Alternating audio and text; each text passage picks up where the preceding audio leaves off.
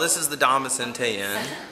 We are the historic inn for the community here. We are an entertainment district. We are a historic district. We were built in 1895. The building was built by Ybor. He's our founder. We named the building Don Vicente Inn for Don Vicente Martinez Ybor. It was turn of the century, 1895 is the date that they finished, and it was a land and development corporation. This was like ground central for him. He had his architects and engineers here. Across the street, just over 14th Avenue, or Republica de Cuba, was the largest cigar factory in the world at the time. They produced millions of cigars. The output was incredible. They brought thousands of people in. Ybor went from dirt roads and teepees to casitas and restaurants and entrepreneurs overnight almost. It was an explosion population for the time in the area. Quite amazing. When he really came down here, I believe, to the guava fruit industry. Turned it into cigars. The buildings are enormous for the size of the people that came in. They would sit in benches and they would read books to them. I always thought was unique.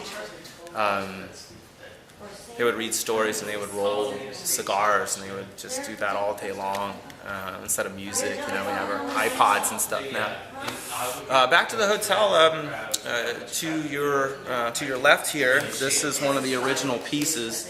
The stairway was put in the 1920s after its first renovation. We say that's original because it was in flux right through the turn of the century to the 1920s. The wood that you see is the veneer that we put up. There's all brick behind that. This building was going to be condemned. They were going to tear it down. They were going to tear it down because they wanted a little bit more parking. This place, about 35,000 square feet. And how many parking spots can you get out of that? Everything around this was buildings, and this is the last one left. So we came in 97, and most of what you see here we did. When you say we, who is we? My dad is a general contractor. His name is Jack Ybor. This was his 17th renovation in Ybor.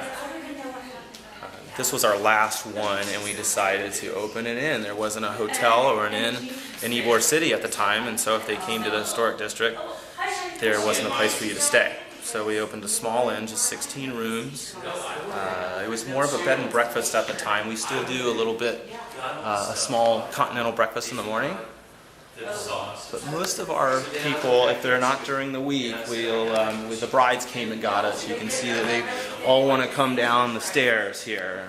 They love the 3-tier chandelier and the warm wood, and it photographs really well because everybody's framed with all the squares. Did you say that this hotel was owned by the founder of Ybor City? This was his land and development corporation. Oh, this building. This building here. This. Yeah. He finished in, like I said, 1895, and it's pretty famous for housing Fidel Castro and. When it was a hotel? It was. I mean, people stayed here. There was a place for them to stay. Oh. Yeah. It's probably most famous for being the Gonzalez Clinic. For 40 years, it was a hospital. That's why we were speaking to the lovely lady at the visitors center, and she said that she was born here, and we said, what? Yes.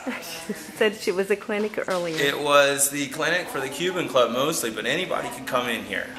There was, if you broke your arm and stumbled off the street, they would take you.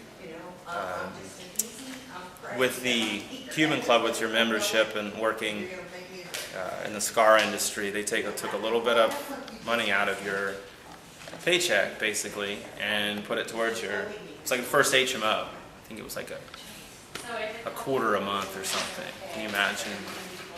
They say that it's haunted.